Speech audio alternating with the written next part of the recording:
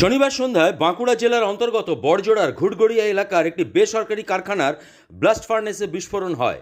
এই বিস্ফোরণে আগুনে মোট ৮ জন ঝলসে যায়। তাদেরকে তড়িঘড়ি দুর্গাপুরের বিধাননগরের একটি বেসরকারি হাসপাতালে নিয়ে আসা হয়।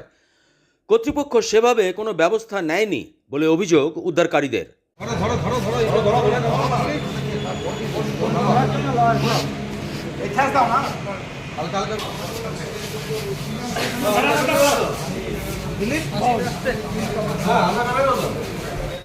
হঠাৎ খবর আছে যে এখানে একটা ফ্যাক্টরিতে বাস্ট হয়েছে, অয়েল বাস্ট। কোন ফ্যাক্টরি? অর্জুন দাস। ঠিক আছে, তো আমি ওই ঘুটগুড়ে বাস স্ট্যান্ডেই থাকি। দাঁড়ান, ওই বাস স্ট্যান্ডে থাকি, আমি একজন গাড়ি অ্যাম্বুলেন্স চালক। ঠিক আছে, আমার কাছে সাথে সাথে খবর আসার পরে আমি কারোর ফোন না পেয়ে মানে কানে খবর পাওয়ার সাথে সাথে আমি ওই জায়গায় পৌঁছে যাই। ওই মুহূর্তে আমি গোটার সাথে পেশেন্টকে চাপিয়ে বড়জোড়া সুপার হসপিটাল নিয়ে আসি। ঠিক আছে, কিন্তু আমার বলার বক্তব্য একটাই, ওই প্ল্যান্টে কোনো অ্যাম্বুলেন্স বা কোনো গাড়ি ওই মালিক ব্যবহার করে না। ম্যানেজমেন্টের লোক ছিল, ইয়ের ঘরে সিকিউরিটি রুমের মধ্যে বস করে রেখেছিল, সেখান থেকে আমি তুলে নিয়ে আসি। দুর্গাপুর থেকে কৌশিক বসুর রিপোর্ট, 99 নিউজ বাংলা।